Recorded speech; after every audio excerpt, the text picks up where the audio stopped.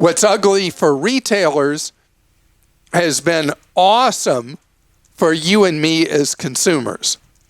And that is, they just got too much stuff. One category that in December, you go to the toy section of retailer and you see empty shelves. This year, not at all.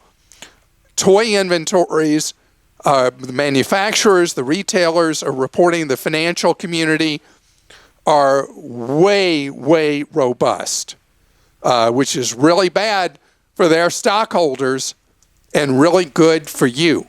Now, the hottest, most sought after things, whatever they are this year, those are still like any normal year.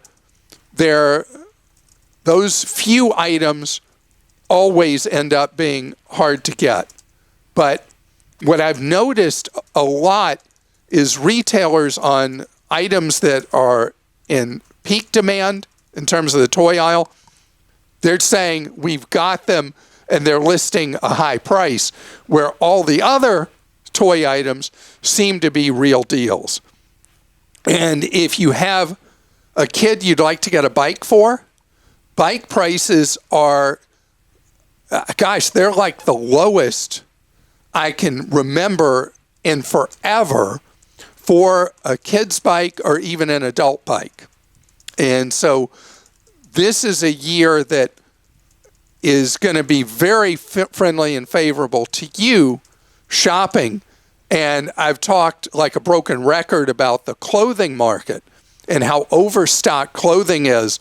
That's going to continue into the new year. This is not just going to be in the month of December that we're going to have all this clothing that retailers are trying to get rid of.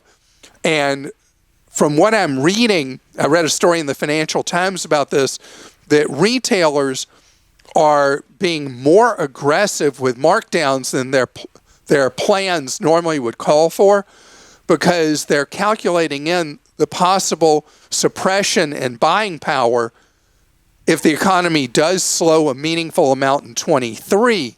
So they'd rather take their hits now, take their losses now, marking down more than their modeling might normally say, to take those and get that merchandise moved, because they're worried that next year the stuff will be completely unloved and price won't even get the item sold.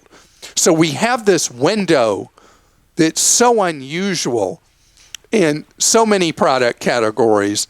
I've talked several times going all the way back to August with back to school about how cheap laptops are, and laptops are cheaper now than they were back to school. Very unusual pattern, because the inventories are just too large.